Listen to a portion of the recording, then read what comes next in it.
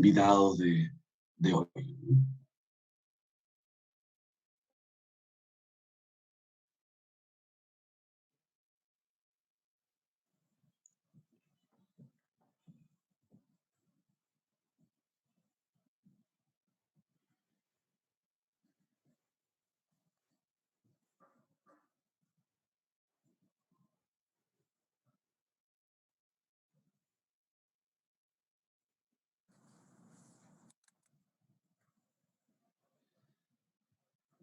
Bien, muy buenos días. Muchas gracias por participar en esta conferencia empresarial. La consultora internacional EY y la Cámara de la Producción y el Comercio Bio, que es el gremio empresarial mayor relevancia en el sur de Chile. Larga historia de trabajos en conjunto. Hemos hecho muchas actividades durante los últimos años, quizás la más relevante, y que la hacemos también en conjunto con una universidad, que es el IPER, el Índice de Percepción Empresarial de la región del Biobío. Lo hacemos semestralmente y ha sido hasta aquí una herramienta utilizada y muy bien valorada por el empresariado, por la academia, por el mundo público también. En esta oportunidad tenemos esta conferencia empresarial, cierto, que tiene que ver con la contingencia que estamos viviendo, COVID-19, nuevas medidas de apoyo a empresas y personas. Son tiempos complejos, hay que salir adelante. Estamos todos pensando además en cómo minimizar los daños colaterales que esta pandemia nos va a dejar. Y por otro lado, tenemos que preocuparnos, y en eso estamos en el día a día, en cómo mantenemos la operación de nuestras empresas y de nuestras organizaciones. Es así como el gobierno ha puesto a disposición del país una serie de beneficios para las empresas y para las personas. Fondos son herramientas que están a disposición. Y en esta oportunidad, los ejecutivos de EY, Mauricio Pérez, Juan Andrés Perry y Juan Antonio Rivera, nos van a entregar una visión más detallada, con mayor profundidad, respecto de cada uno de estos tópicos que tienen que ver con el aspecto básicamente tributario que van a tener a disposición las empresas, y también en lo que corresponde a los temas laborales.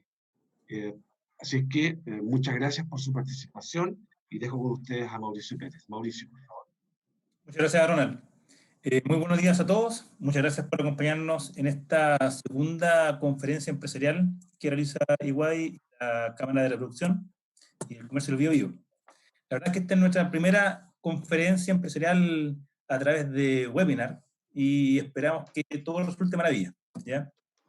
Hoy queremos presentar tres temas de mucha actualidad que hemos recibido bastantes consultas, ya sea de clientes y de socios de la Cámara, y que se relacionan principalmente con las medidas tributarias de apoyo a las personas y empresas, este decreto 420 del Ministerio de Hacienda, la ley 21.000, si estoy bien, 20.227, que es conocida como la Ley de Protección al Empleo, y la ley 21.220, conocida como la Ley del Teletrabajo. Todas estas como respuesta a la contingencia del COVID-19 que estamos viendo hoy día. Para hablar de estos temas, nos acompañan, como decía Ronald, Juan Antonio Rivera, socio de impuestos de EY Chile, y Juan Andrés Perry, socio de nuestra área de asesoría laboral. ¿Ya? A ver, este webinar tiene una duración aproximada de 1 hora. Vamos a comenzar con la parte de las medidas tributarias y luego con la parte de medidas laborales. Y si ustedes se fijan en la parte de abajo, cuando ustedes mueven aquí el mouse, pueden hacer las preguntas que quieran en Q&A, que está ahí abajito indicado. Y las respuestas se van a responder al final de la presentación. ¿Ya? Bueno, sin más preámbulo, aquí dejo entonces a Juan Antonio para que nos comente aquí de las medidas tributarias de apoyo a las empresas. ¿Mm? Hola, hola a todos, hola Mauricio, hola Juan Andrés, muchas gracias a la Cámara por habernos invitado y tener la oportunidad de compartir lo que hacemos todos los días nosotros, los tributaristas, sobre todo después de una época alta de abril que es dura, digamos, y que termina recién el viernes con las empresas con pérdidas. Que imagino que muchos socios de la Cámara todavía ahí peleando con las declaraciones de impuestos, que no ha sido una época fácil, además hacerlas online resulta bien particular. Haciendo una recapitulación, desde marzo ya veníamos hablando de la reforma tributaria y estábamos concentrados en eso.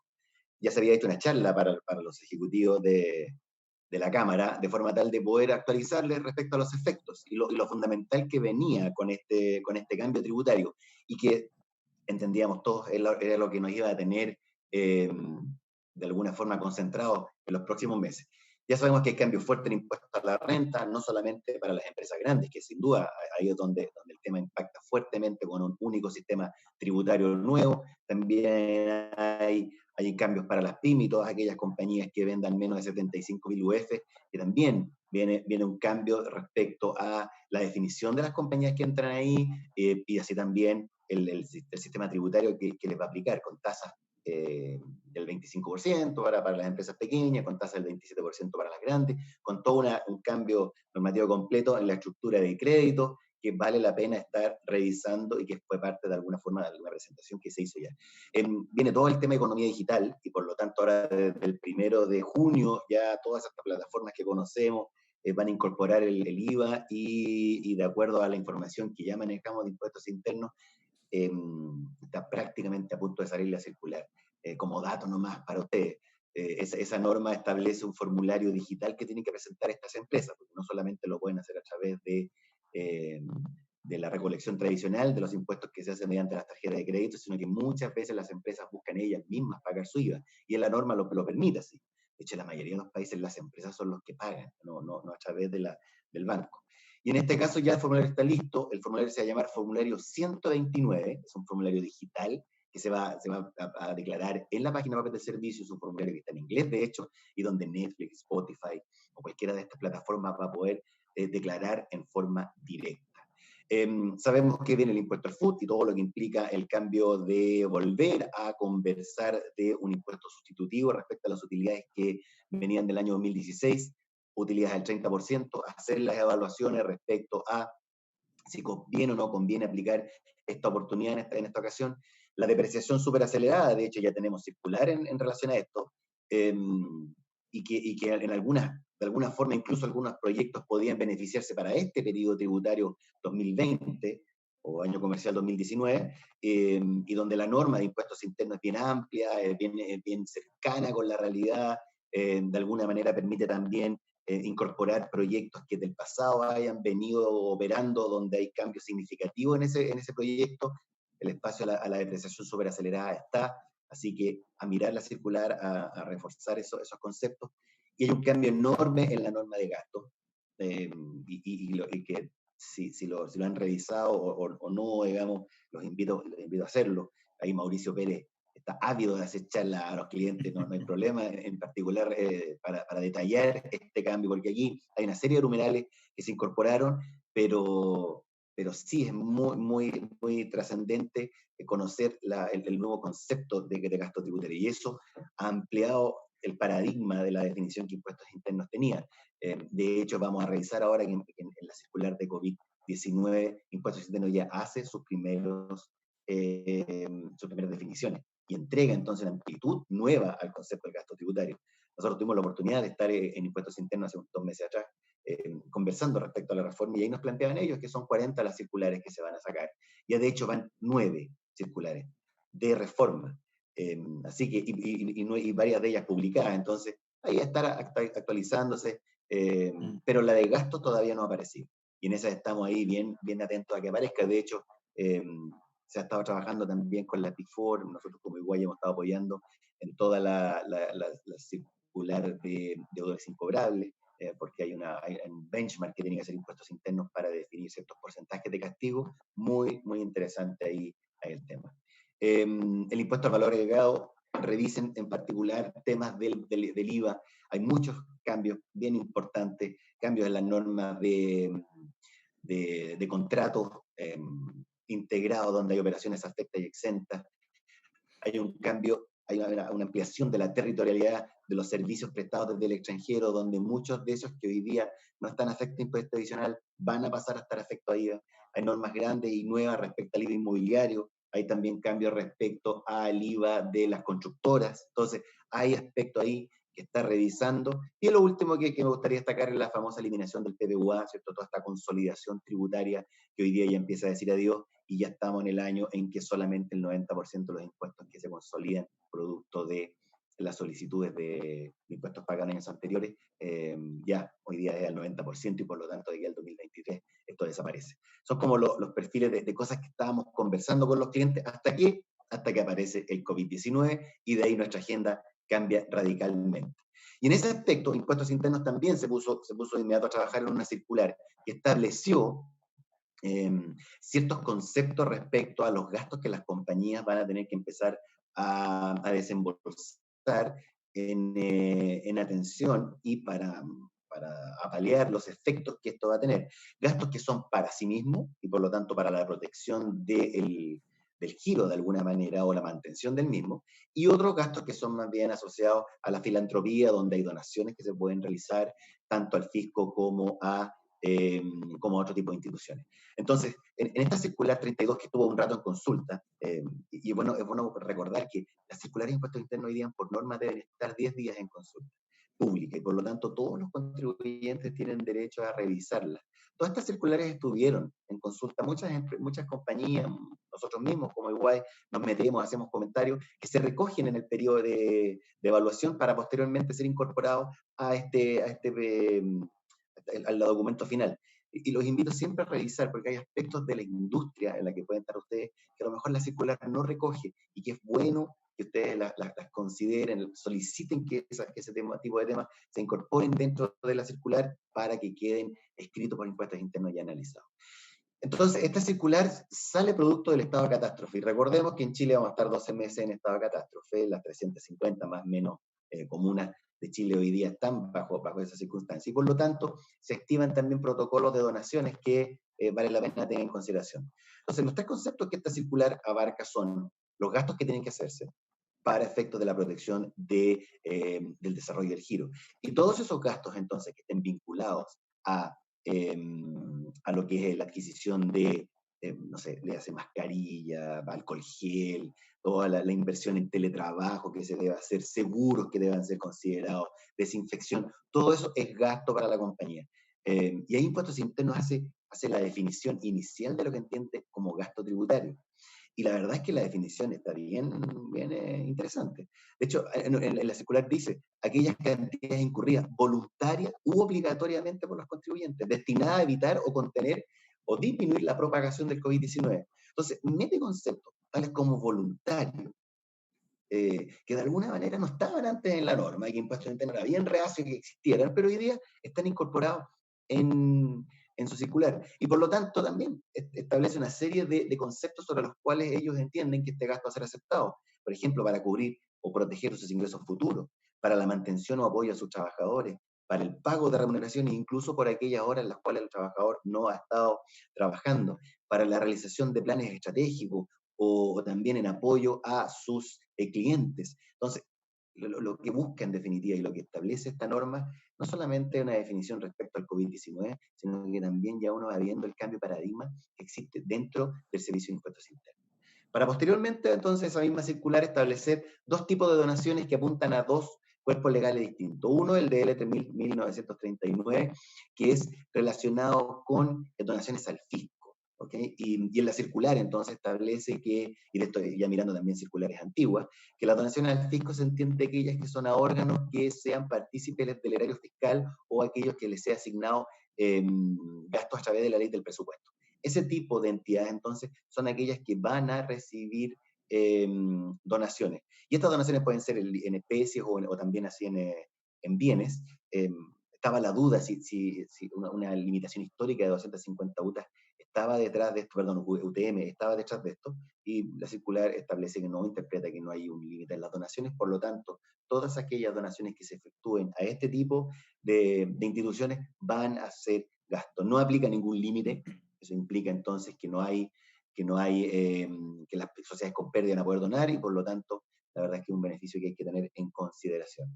Y la otra norma, también el otro cuerpo legal, es la ley 16.282, que es la ley de catástrofe, que Chile estamos medio acostumbrados, así que tenemos que tener ley para esto. Ya esta misma ley se ocupó en parte para la época de los incendios forestales, ¿sí? Y también, aquí los donatarios son distintos, son personas naturales, jurídicas también, van a ser fundaciones, universidades, ese tipo de instituciones. Y por lo tanto, aquí también, todo lo que sea bienes donados o también dinero, que vaya en particular, dice esta norma, a satisfacer las necesidades básicas de alimentación, salud, habitación, etcétera, es gasto aceptado. Tampoco aplica los límites globales, por lo tanto cualquiera puede donar en cualquier situación de utilidad o pérdida.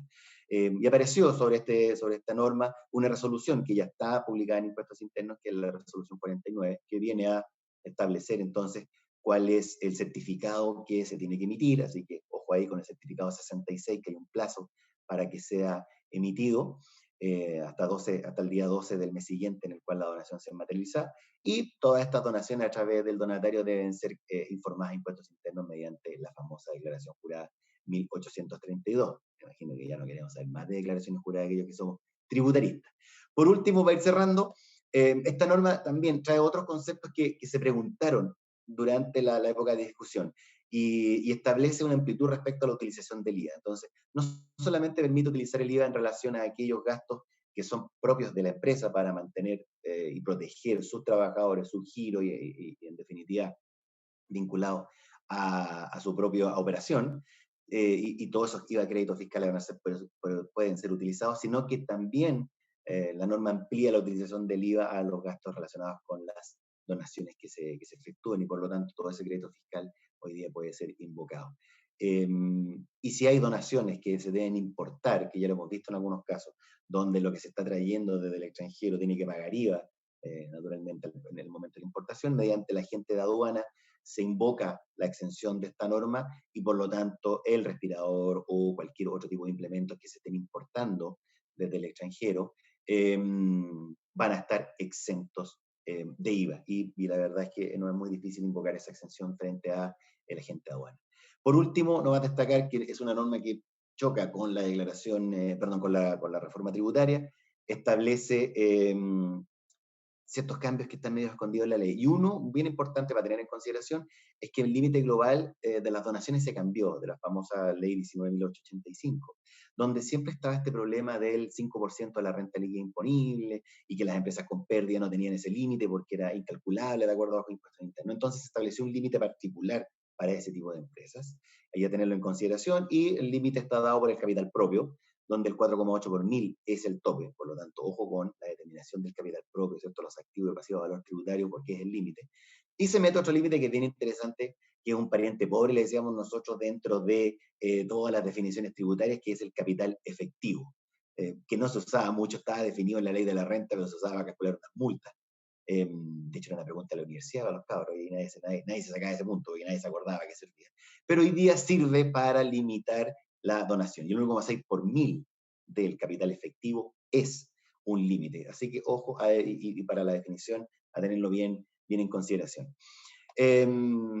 Dos temas que voy a tocar aquí para dejar a Mauricio para que nos comente las medidas tributarias.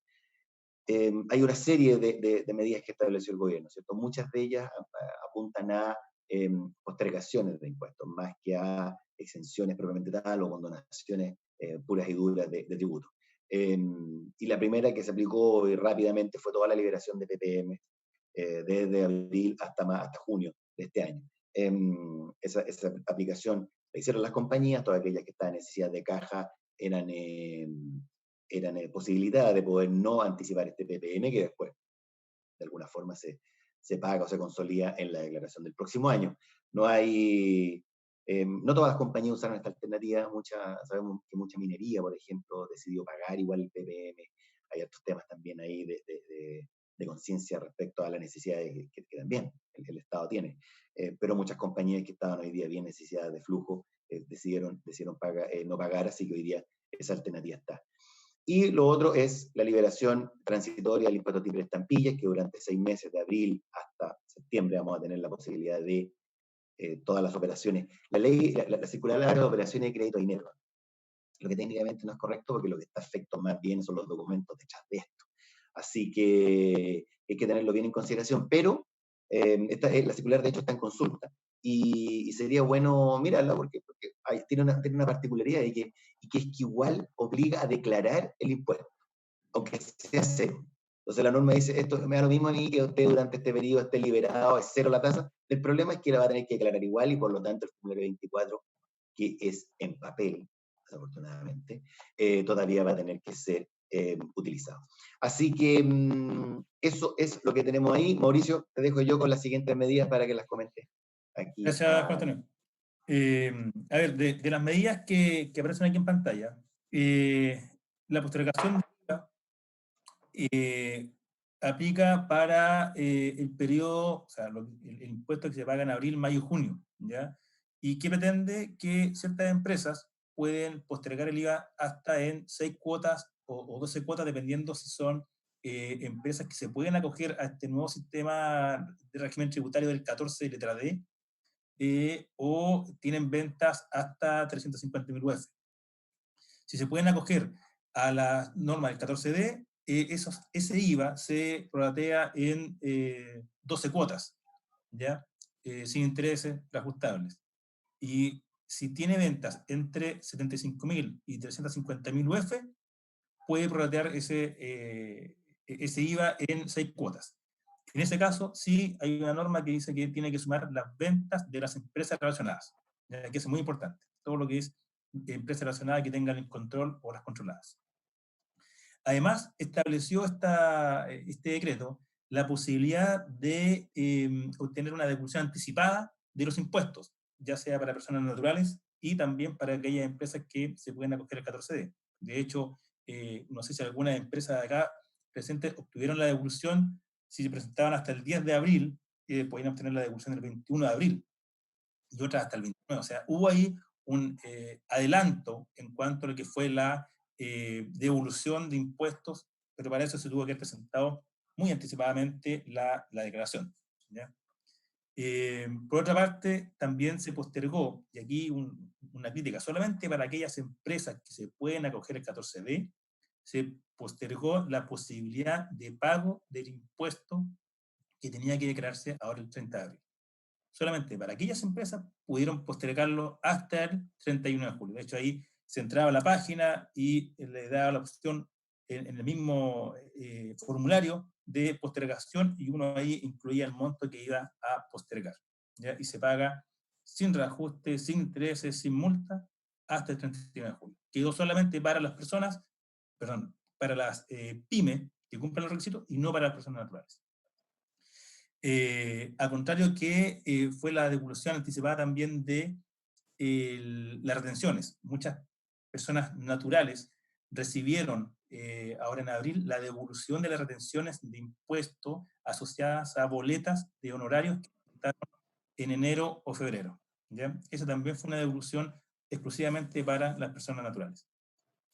Se postergó también el pago de la primera cuota de contribuciones de bienes raíces para todas aquellas empresas que tuviesen ventas menores a 350.000 UF, y también para las personas naturales que tuviesen propiedades con un avalúo fiscal inferior a 133 millones. ¿Ya?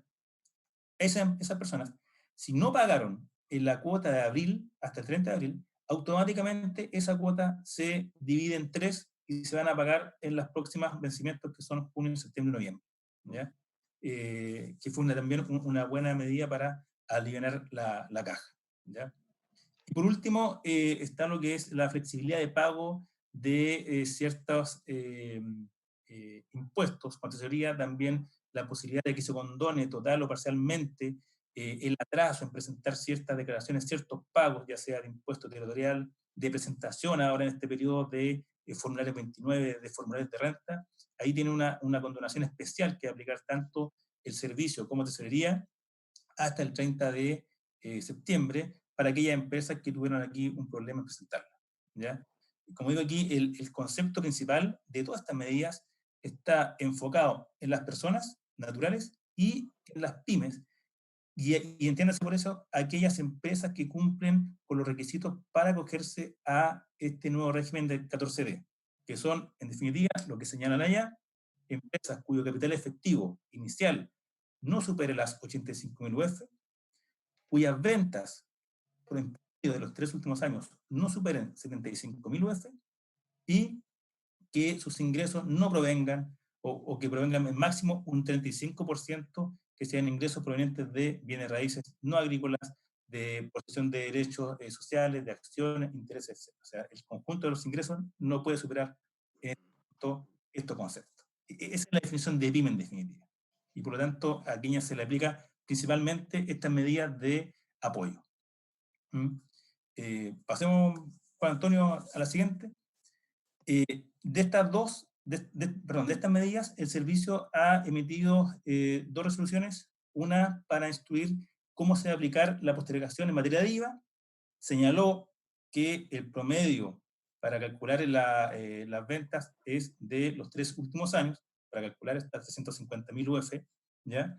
De los 3 últimos años, se posterga directamente en el F29, ustedes tienen que pinchar ahí, y en el F29 le dice, al final abajo, monto que va a postergar, y se posterga inmediatamente, y el pago que se va a producir en julio va a aparecer en ese formulario una nueva línea, con un nuevo código que va a decir monto cuota a pagar por IVA postergado.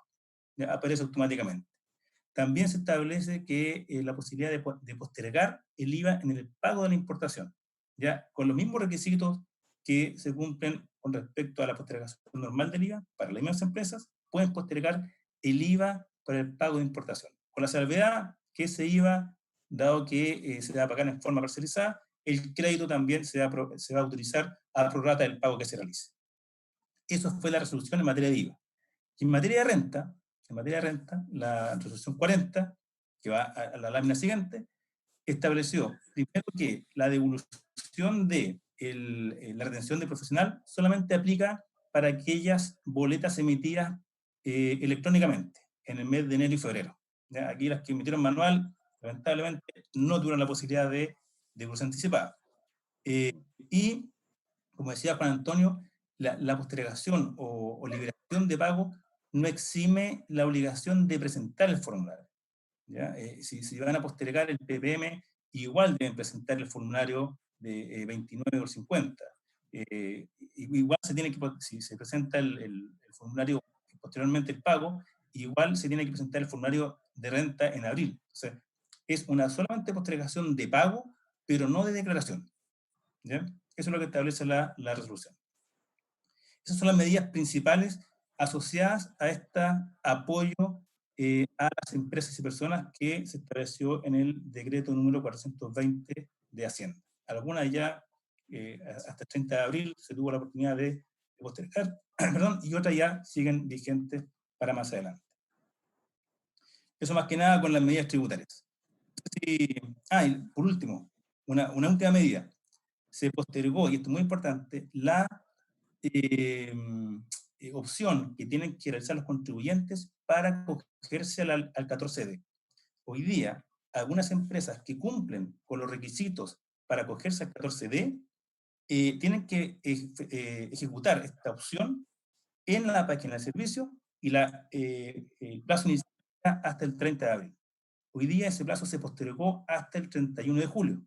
Entonces, aquellas empresas que estaban anterior con un régimen de renta atribuida, con un régimen de semi-integrado, con un régimen de 14D, y quieren cambiar, mutar a este régimen 14D, ya sea por opción o de pleno derecho, aquí pueden cambiar y decir, ¿sabe qué? Yo voy a tributar en base a este régimen con contabilidad completa, con certificada, con un régimen de transparencia. Bueno, todas esas opciones se tienen que hacer en la página de servicio hasta el 31 de julio. Que es muy importante que lo tenga presente, porque si no, caen de pleno, o sea, como dice aquí la norma, de pleno derecho queda en el sistema tributario que la ley define para cada uno. Eso más que nada con respecto a la postergación y medidas pymes. Así que ahora lo voy a dejar con Juan Andrés para que nos cuente un poco de Gracias, Mauricio. las medidas laborales. Juan Andrés. Muchas gracias, Mauricio. Hola a todos. Quisiéramos comentar en los próximos minutos principalmente dos de las leyes más emblemáticas que han surgido en este último periodo dentro del contexto del COVID-19 y que tienen que ver claramente con la adaptabilidad que se está buscando tanto para la prestación de servicios del trabajador como para la continuidad de servicios de las empresas, y que van acompañados de todo como el paquete de medidas que el gobierno ha tratado de impulsar en este tema y que también se cruzan con medidas que venían incluso de antes. Quisiera que partiéramos hablando acerca de la ley del teletrabajo, porque curiosamente la ley del teletrabajo fue aprobada ahora en el contexto del coronavirus, pero no es una ley que se haya generado por motivo del coronavirus. De paso, la ley del teletrabajo es una ley que empezó su discusión con el texto actual el año 2018, y la verdad es que es un tema que venía desde hace cerca de 15 años, discutiéndose la necesidad de tener un nuevo estatuto en esta materia. Lo que pasa es que con motivo de la crisis del coronavirus se hizo de alguna forma crítico que era necesario que esta ley saliera. Y salió, y en ese sentido es importante que la veamos no solamente como una medida que tiene que ver con lo que hoy día estamos enfrentando, sino que como una medida que probablemente llegó para quedarse, y esta fue un poco la intención con la que originalmente empezó su discusión, pero es un hecho de que terminó como parte de todo este paquete vinculado con la adaptabilidad que se está haciendo necesaria ahora. La ley del teletrabajo es una ley que entró a regir el 1 de abril de este año. O sea, una ley que realmente lleva muy poco de vigencia. Se hizo en un momento en el cual la Dirección del Trabajo ya había llamado a las empresas a que evaluaran la posibilidad de potenciar el trabajo remoto, pero finalmente tenemos este nuevo estatuto. ¿Y qué es lo más importante que quisiera comentar con ustedes en estos minutos? Es que el teletrabajo pasó de ser una modalidad trabajo sin límite de jornada, que era lo que existía históricamente en el famoso artículo 22 del Código del Trabajo. El artículo 22, inciso segundo, cuando hablaba de las empresas que podían quedar exceptuadas de los límites de descanso, de jornada ordinaria de trabajo, del límite de 45 horas semanales, consideraba dentro de las excepciones de los casos en los cuales no se aplicaba el tope máximo de jornada a los casos en los cuales se prestaban los servicios de forma remota, comunicándose a través de medios de tecnología. Esa norma no desapareció del código. Lo que ocurre ahora es que tenemos un nuevo capítulo dentro del código que establece una suerte de contrato especial de trabajo, que es el trabajo a distancia y el teletrabajo. Entonces, lo primero que tenemos que tener en cuenta es que hoy día tenemos una figura un tanto extraña, porque por una parte seguimos teniendo la posibilidad de una suerte de flexibilidad de trabajo sin límite, que está en el artículo 22, pero además tenemos un tipo específico de trabajo que viene con esta denominación de trabajo a distancia y teletrabajo, que tiene ciertas características para su procedencia y que a partir de ahora tiene un estatuto propio como si fuese un contrato especial. ¿Qué es el trabajo a distancia? En el fondo se define como el que se presta en un lugar que es distinto de las dependencias de la empresa o en el domicilio del trabajador, pero la clave es que es un trabajo que se presta en un lugar que no es el que determinó el empleador ni que corresponde a las dependencias del empleador. Y dentro de esa figura que es genérica, tenemos una figura que es una especie, que es el teletrabajo. Y el teletrabajo es precisamente el trabajo que se presta en esas condiciones, pero a través de uso de medios tecnológicos, informáticos y de telecomunicaciones. Entonces, ¿por qué existen los dos conceptos? Porque el concepto genérico no es el de teletrabajo, es el de trabajo a distancia. Y dentro del trabajo a distancia encontramos el teletrabajo. Y a ambos se les aplica este nuevo estatuto, en la categoría que corresponde. Para que proceda esta nueva modalidad de teletrabajo o de trabajo a distancia que regula este nuevo capítulo del código, tiene que haber un pacto de las partes. Y ese pacto de las partes corresponde ya sea al contrato, al momento que contratan al trabajador, o un anexo de contrato en cualquier momento de la vigencia de la relación laboral. ¿Y por qué es importante esto? Porque dependiendo de cómo surgió el teletrabajo, es cómo va a terminar. En el fondo, si el teletrabajo surgió porque las partes ya venían en dependencia de la empresa y decidieron una modalidad de teletrabajo, esa es una figura que puede terminar en cualquier momento por la decisión de cualquiera de las partes, mientras avise con al menos 30 días de anticipación. Entonces, en el fondo, el teletrabajo que se pacta durante la vigencia laboral puede terminar unilateralmente en esa modalidad de trabajo y volver al trabajo presencial en la empresa. Por el contrario, cuando el teletrabajo o trabajo a distancia nació desde el momento del contrato, o sea, se contrató a alguien en esas condiciones, la modificación de forma de trabajo tiene que ser consensual. Las partes tienen que ponerse de acuerdo en dejar de ser trabajador a distancia o teletrabajador y convertirse, no volver, sino que convertirse en trabajo presencial en la empresa. Puede ser total o parcial, Y hay un tema que es muy importante, y es que la ley establece que no puede significar una figura de menoscabo, lo que significa que el tema de las compensaciones y de las remuneraciones, sobre todo para los trabajadores que eran presenciales y pactaron volverse teletrabajadores o trabajadores a distancia, no puede haber un detrimento en su concepto de remuneración. El trabajo no puede percibir que la modalidad terminó siendo negativa. Juan Antonio. Es importante considerar que en esta nueva figura de teletrabajo hay un concepto distinto al famoso artículo 22. ¿Qué significa eso? Que el teletrabajo o trabajo a distancia que se pacta conforme a estas características que estamos conversando ahora está sujeto a jornada de trabajo. Y ahí quizás está la principal diferencia entre lo que teníamos antes y lo que tenemos ahora. Hoy día el concepto de teletrabajo es un trabajo que parte de la premisa de que el trabajador va a tener en el lugar desde el que presta sus servicios la misma jornada máxima y las mismas reglas de descanso.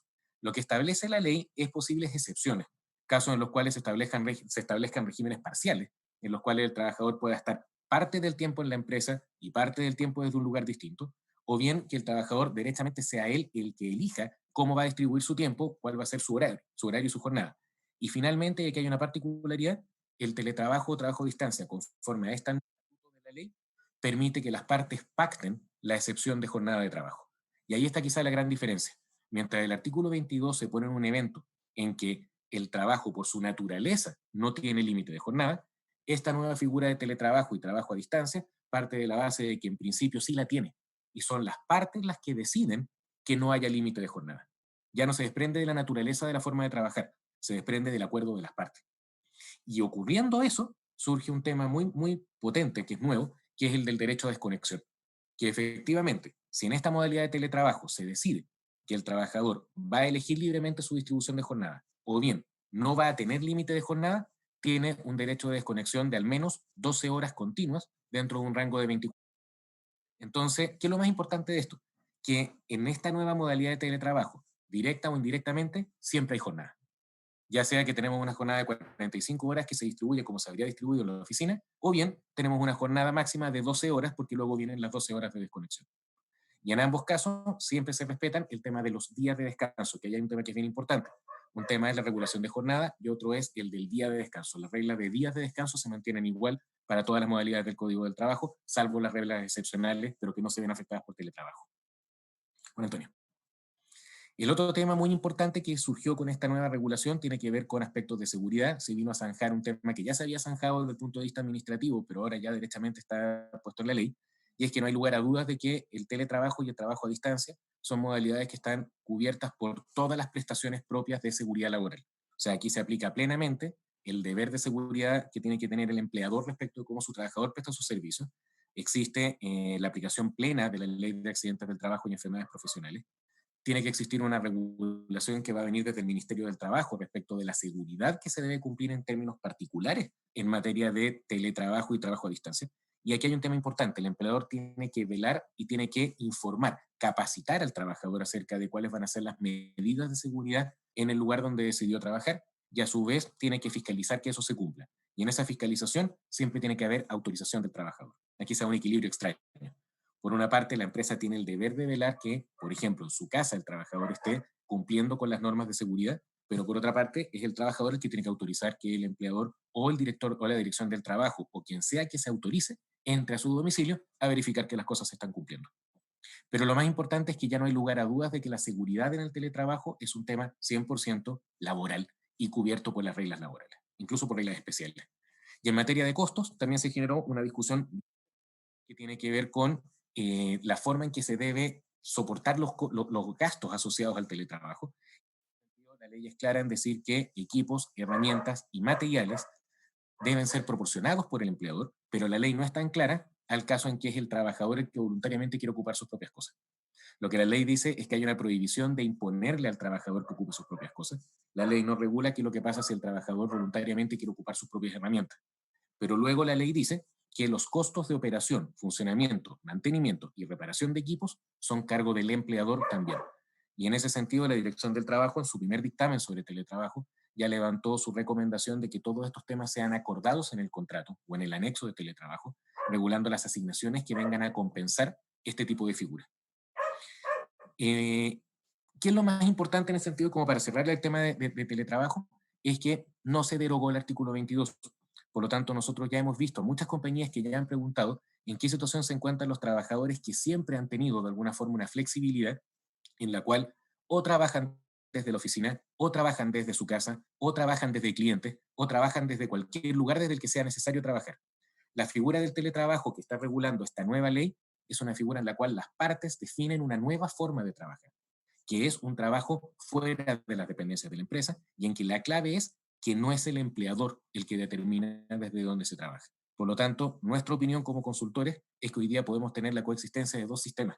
Un sistema de teletrabajo conforme a esta nueva ley y un sistema de flexibilidad en la cual la posibilidad de trabajar, por ejemplo, en una modalidad de home office, en una modalidad preventiva como la que estamos viviendo ahora con concepto del COVID, quizás no necesariamente se ajustan a las regulaciones de este nuevo teletrabajo como contrato especial. Y al día de hoy entenderíamos que existen ambas, por lo que les decía, el artículo 22 no se derogó.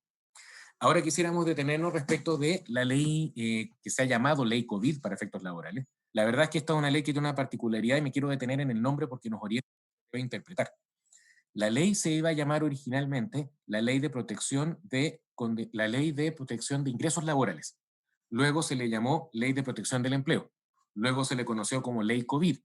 Y su verdadero título es la ley que faculta al acceso excepcional a las prestaciones de seguro de cesantía. O sea, si nosotros queremos mirar esto, estamos hablando de una ley que se dictó, que efectivamente se conoce como la Ley de Protección del Empleo, ese es su espíritu, pero en definitiva no es una ley que establezca modalidades únicas que se pueden adoptar en materia de COVID. Lo que quiere esta ley es regular determinadas modalidades que si cumplen con esos requisitos logran un efecto que es particular, que es el efecto de que trabajadores que no han quedado sin empleo puedan acceder al seguro de cesantía. Y ese es el corazón de la ley COVID. Son modalidades en las cuales se toman decisiones que, por cumplir con ciertos requisitos, permiten algo que es absolutamente excepcional en la ley chilena. Nadie debiera poder acceder al seguro de cesantía mientras no esté cesante. Lo que esta ley estableció es modalidades en las cuales, operando suspensión del contrato de trabajo u operando reducciones de contrato de trabajo, el trabajador pueda acceder al seguro de cesantía pese a que bajo esas modalidades no ha terminado la relación laboral. Únicamente, o se ha interrumpido o se ha reducido. Esta es una ley que tiene bastantes particularidades. Se discutió con motivo de las iniciativas que informó el Ministerio de Hacienda como medidas económicas frente al COVID. La ley se promulgó el 1 de abril, se publicó el 6 de abril, que fue la fecha en que entró a regir. Esta es una ley que entró en vigencia el 6 de abril y el mismo 7 de abril empezó la discusión de su ley modificatoria. O sea, esta es una ley que no alcanzó a estar 24 horas, entre comillas, lista. Salió y empezó a discutirse su modificación. Y esa discusión de modificación se ha empantanado durante 3 semanas. Es más, yo diría que mañana se cumple un mes. Me quedo corto, no son 3 semanas. Mañana se cumple un mes desde que empezó la discusión de la modificación de la ley y que se ha ido volviendo una discusión cada vez más compleja, porque partió por corregir los temas en los que la ley quedó poco clara y ahora terminó siendo un concepto mucho más amplio acerca de qué se puede o no hacer durante este tipo de medidas. ¿Cuáles son principalmente las medidas? La reducción de pleno derecho, los pactos de suspensión y los pactos de reducción de jornada de trabajo y proporcionalmente de remuneración. Juan Antonio, por favor. Muy rápidamente, la suspensión del contrato de trabajo por acto de autoridad es la suspensión con pena de pleno derecho. ¿Y qué características tiene?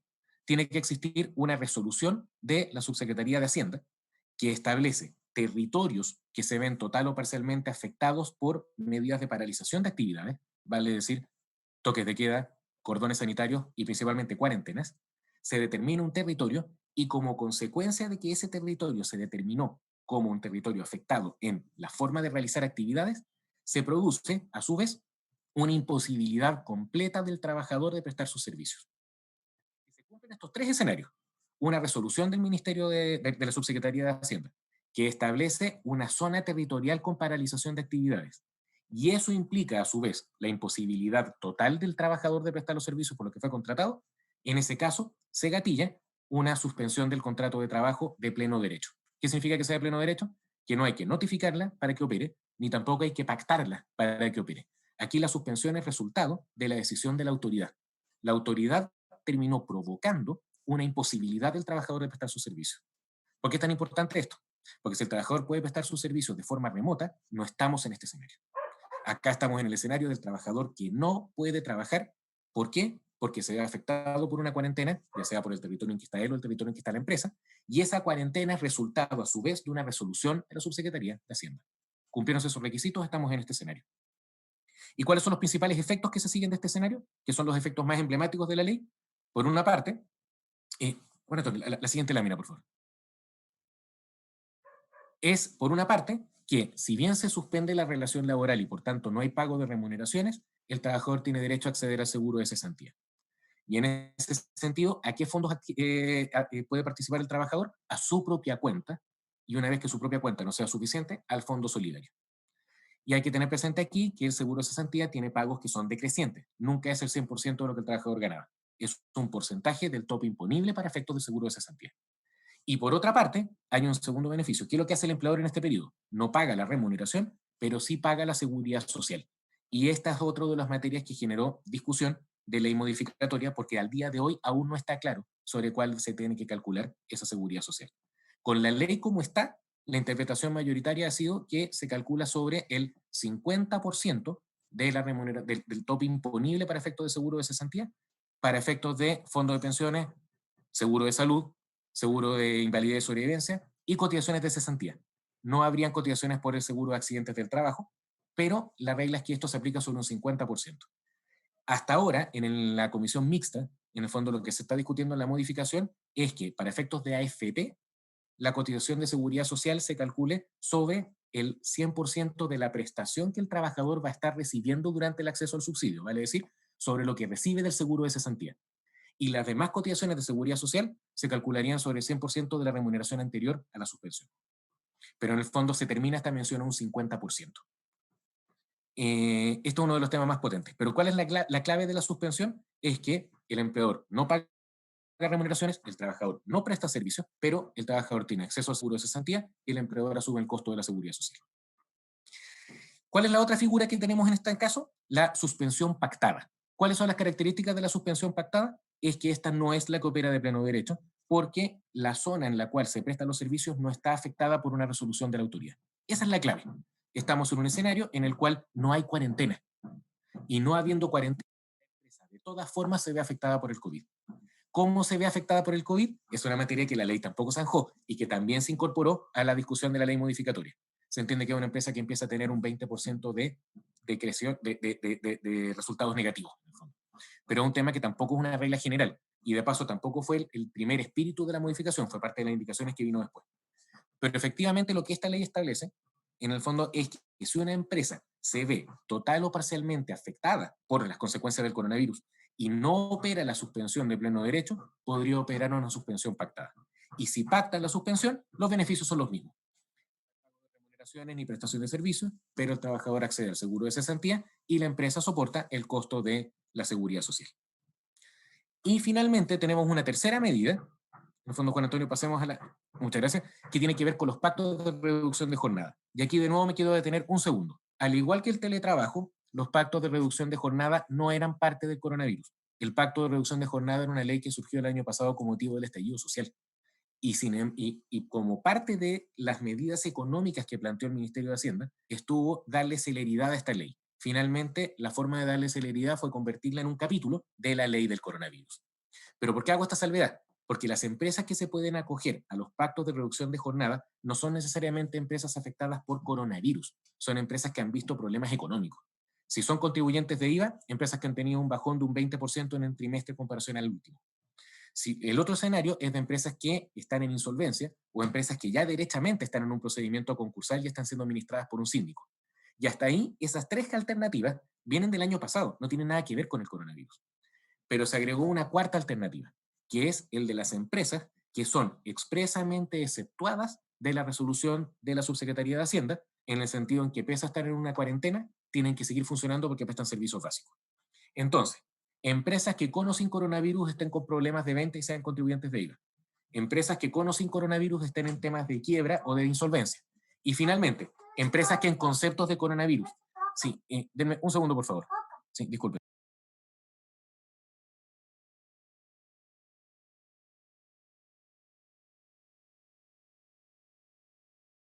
Perdón, estoy viviendo los efectos del coronavirus en vivo con niños, o sea, del teletrabajo. Acabo de darles una demostración práctica de cómo el teletrabajo se puede ver afectado. Efectivamente, el único escenario en el cual realmente es el COVID el gatillante de un pacto de reducción de jornada es el de las empresas que no pueden parar pese al COVID. Y en estos casos, ¿qué es lo que permite la ley? Hacer una reducción proporcional de la jornada de trabajo y una reducción proporcional de la remuneración. Y respecto del saldo de remuneración que el trabajador pierde por esta reducción, tiene derecho a acceder, en cierto porcentaje, al seguro de cesantía. Entonces, en este caso, a diferencia de la suspensión, el contrato no está suspendido. El contrato está vigente, pero más chico. Y el empleador paga remuneraciones, pero menos. Y el trabajador accede en la diferencia a el fondo solidario. Estas son principalmente las 3 medidas que establece la denominada ley COVID, que tiene en este momento una discusión muy potente respecto de sus modificaciones, que por fin estamos teniendo esta semana ya humo blanco acerca de cómo debiesen quedar. Pero no deja de llamar la atención que este ha sido un tema que lleva un mes de discusión de modificación. Siguen habiendo muchísimas dudas acerca de cuáles van a ser sus alcances. Hoy día tenemos la discusión que ya efectivamente se está zanjando respecto de la situación de las empresas, de las sociedades anónimas y el reparto de dividendos respecto de, en los casos en que se haya acogido a la medida de suspensión. Pero la verdad es que esta es una ley que ha generado muchas dudas y no tenemos que nunca perder de vista que el objetivo que tiene esta ley es ayudar tanto a las empresas como a los trabajadores en situaciones críticas. Y por lo mismo es que se tiene que interpretar con ese nivel de rigor. Es una ley que establece serias sanciones en su mal uso, y a su vez es una ley que lo que establece y lo que busca es que determinadas situaciones gatillen determinados beneficios fiscales. No son las únicas medidas. Y eso es lo último que quisiera decir y luego paso a Juan Antonio y a Mauricio. Estas son las medidas que permiten acceder al seguro de cesantía. Pero la misma Dirección del Trabajo desde antes ha dicho, ¿se pueden pactar otras medidas de suspensión sin acceder al seguro de cesantía? Perfectamente. ¿Se pueden pactar medidas de reducción de jornada que no se ajusten necesariamente a esta nueva ley? Absolutamente. Lo que las partes puedan acordar para mantener la relación laboral mientras cumpla con las normas laborales, se puede. Acá estamos hablando de una norma específica con 3 escenarios específicos que permiten acceder al seguro de cesantía, pero no son los únicos. Entonces, lo importante es que todas las empresas evalúen cuáles son las medidas que pueden ir tomando para proteger a sus trabajadores, para velar por su seguridad, para velar por la continuidad de los servicios y ojalá para velar también por la continuidad de las relaciones laborales. Señores. Perfecto, gracias Juan Andrés, súper clarito. Vamos a dar paso, creo yo, ahora a las preguntas. Estamos ahí dentro del tiempo. No sé, Juan Antonio, si tienes ahí... Sí, voy a buscar algunas. Ahí hemos recibido varias preguntas. No sé, Mauricio, quizás tú también podrías tomar aquí. Nos están preguntando un poquito más sobre el impuesto timbre de estampilla. O sea, si podemos volver a conversar de la idea. Y lo otro es este tema de que igual se debe declarar. No sé si la querés tomar tú. No, adelante, además, Juan Antonio. Sí. Ya. No, es que la norma es clara. Desde el 1 de abril hasta el 30 de septiembre no hay pago de impuesto timbre y estampilla por las operaciones de crédito de dinero. Eso es un hecho. Por lo tanto, lo que se busca aquí, ¿cierto?, es el incentivo o abaratar el acceso al crédito y, por lo tanto, darle el empuje, ¿cierto?, a la industria, a la banca, para que al final del día no exista un costo mayor para el deudor. Y por lo tanto, todas las operaciones en ese rango van a estar exentas de impuestos. Pero la norma que está en consulta hoy día en la página del servicio establece que igual se van a tener que declarar. Y es bien raro porque el formulario de declaración solamente permite poner el monto del impuesto que se va a pagar. Pero también hay un lugar de descripción donde probablemente vamos a tener que incorporar ahí el detalle del crédito, cuál es la operación de crédito de dinero que se está declarando, y a través de esa manera entonces informar al Servicio de Impuestos Internos la operación que se está realizando. Ese es el concepto detrás del impuesto timbre de estampilla. Para Juan Andrés, hay algunas preguntas aquí. A ver, ¿se puede pactar, por ejemplo, 2 semanas de teletrabajo y 2 semanas presenciales? Sí, en ese sentido la norma lo dice expresamente. Está absolutamente permitido regímenes de teletrabajo parcial. Entonces, no hay ningún inconveniente en que se haga de esa manera. Ya, esta otra también es, hay estas preguntas de teletrabajo. ¿Es posible que el empleador pueda complementar el diferencial de remuneración no cubierto por el seguro de cesantía? Ya, ese tema es extremadamente complejo porque, como les comentaba, el espíritu de la ley de acceso extraordinario seguro de cesantía es una figura en la cual se entiende que opera una suspensión porque ambas partes se ven afectadas por la imposibilidad de prestar servicio. Bajo ese concepto, la lógica de la suspensión y del acceso al seguro de cesantía es precisamente que el trabajador no está recibiendo compensaciones por parte de su empleador. Nosotros creemos que hay una suerte de riesgo, aquí estamos hablando como desde nuestra beca, creemos que hay una suerte de riesgo de que se interprete que si el empleador sigue pagando durante el periodo de suspensión, en realidad no operó la suspensión. En ese sentido, la suspensión que regula esta ley, como les decía, esta ley específica, no necesariamente otro tipo de suspensiones, pero esta ley específica que permite suspensión con acceso al seguro de cesantía, no regula suspensiones parciales. Entonces, bajo ese concepto, ¿por qué se los comento? Porque es muy común, por ejemplo, voy a poner un ejemplo completamente extraño. Imagínense que a un trabajador, por ejemplo, le dan facilidades para estudiar un MBA y le permiten suspender el contrato de trabajo para estudiar un MBA y la empresa más encima le entrega una beca de estudio. Esa figura es perfecta, pero en esa figura no hay posibilidad alguna de acceder al seguro de cesantía. Ahora estamos hablando de una figura completamente distinta, en un contexto que es dramático, en un contexto de crisis de salud mundial, en donde se habla de la suspensión en la que el empleador no va a pagar remuneración y el trabajador no va a prestar servicio. Es algo crítico. Y en ese escenario crítico, que más encima permite tratar al trabajador como si hubiese quedado desempleado, nosotros creemos que el riesgo de pagar una remuneración complementaria es que se considere que la suspensión no fue tal. Y quiero agregar una última perlita, y es que si uno lee el artículo siempre habla de que operen las suspensiones y no los acuerdos de continuidad. La ley establece una figura que se llama el acuerdo de continuidad en la cual el empleador sigue pagando remuneraciones pese a la suspensión. Y dice que de ocurrir eso, el trabajador queda automáticamente fuera de los beneficios de la ley. Entonces, el riesgo que nosotros vemos es que si la empresa paga una remuneración o un complemento durante el ejercicio de la suspensión, se puede interpretar incluso que estamos en una figura de continuidad. Y de haber una figura de continuidad, no correspondería haber accedido a seguro de cesantía. Entonces, quiero ser bien honesto con ustedes. No todos los asesores piensan igual. O sea, nosotros ya hemos tenido muchas discusiones con personas que nos dicen que aquí hay un vacío. La ley no dice que tú no puedas entregar un complemento. Es más, tú quieres ayudar al trabajador entregando el complemento. Y esto yo lo encuentro absolutamente positivo. El riesgo que tiene es que quizás esa intención está afectando una figura que es 100% excepcional. El acceder al seguro de desempleo, porque tratar a alguien como si fuese cesante cuando no está cesante. Y por lo mismo es que creemos que tiene que haber extremos de cuidado en cómo se implementa, porque esta es una ley excepcional que en nuestro juicio se debiera interpretar de forma excepcional. Perfecto. Están cayendo muchas preguntas. Vamos a ver acá. Esta como que se ha repetido. ¿Cómo opera en el teletrabajo la colación y la ley de accidentes del trabajo? Buena pregunta. Lo hemos conversado. Sí, lo hemos conversado. No, en materia de colación, la verdad es que ahí la Dirección del Trabajo ya lo zanjó. O sea, la colación se mantiene. Porque la idea es que la colación es una asignación que lo que busca es, de alguna manera, compensar al trabajador por el esfuerzo físico que está haciendo. Y ese esfuerzo físico se da tanto en empresa como en domicilio o en otro lugar libre. Más delicada es la movilización. Claro. En el fondo, y efectivamente uno podría pensar, porque la lógica de la movilización es que es una suerte de indemnización por los costos en los que incurre el trabajador para poder desplazarse de su domicilio al lugar de trabajo. Y si ese costo no se incurre, en definitiva, podríamos decir que la asignación de movilización pierde su sentido. Pero por otra parte, es muy importante revisar cómo están pactadas en los contratos.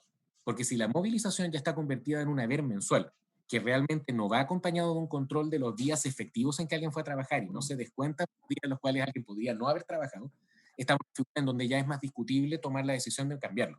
O sea, lo que el trabajo recomienda es que se pacte, que efectivamente si se toma de la modalidad de teletrabajo, se define la modalidad de teletrabajo, cuáles van a ser las asignaciones adicionales al sueldo.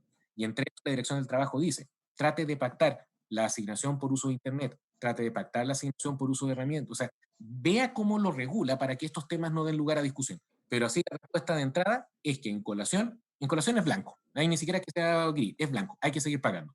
Pero en otras asignaciones es extremadamente gris. Va a depender de cómo están pactadas y a eso hay que agregarle la obligación del empleador de costear los costos operacionales. En materia de accidentes del trabajo, la idea es que el teletrabajador está igualmente cubierto como cualquier trabajador y eso incluye todos los accidentes que tenga con ocasión del trabajo. Y ahí vienen temas que son anteriores a esta ley. Incluso hay casos, hay jurisprudencia bien interesante, por ejemplo, de reporteros que han viajado al extranjero para cubrir una noticia, han tenido un accidente en el hotel y se consideró accidente del trabajo, porque fue con ocasión del trabajo. Probablemente la figura del accidente de trayecto es una figura aplicable, pero el concepto de accidente del trabajo es accidente con ocasión del trabajo. Y el con ocasión del trabajo no es únicamente un accidente mientras yo trabajaba, es un accidente que me ocurrió por estar yo donde estaba cuando estaba trabajando. Y eso puede ser sumamente amplio. Perfecto. Bueno, llegaron más preguntas, ahora estamos ya en los tiempos, así que, no sé, la verdad es que agradecer a todos los clientes, a todos los que han estado contactados durante este rato. Esperamos haber sido lo más claro posible. Ahí recibimos varios agradecimientos en el chat, así que también la verdad es que lo sentimos muy, muy cercano. Mauricio, no sé, ¿quieres cerrar tú? Usted es el hombre de la casa ya, así que le dejo para la cierre. Como decías tú, no sé si puedes presentar la lámina siguiente. Yo creo que quedaron varias preguntas ahí por resolver, por contestar. Estamos justo ahí en el tiempo, pero nos pueden escribir ahí a los correos de contacto que aparecen en la pantalla y vamos a tratar de dar respuesta en las materias que la verdad nos competen a nosotros. Aquellas que son medias civiles, la verdad es que esas las podemos dejar de lado. Pero que son las orales y las que son tributarias, ahí nos pueden escribir ahí para tratar de responder. Perfecto. Muchísimas gracias. Así que, bueno, eso lo agradecemos en nombre de Iguay y de la Cámara. Hacemos su presencia.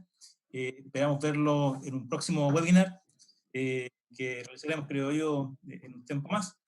Y agradecemos también a los expositores, Juan Andrés, Juan Antonio, muchas gracias.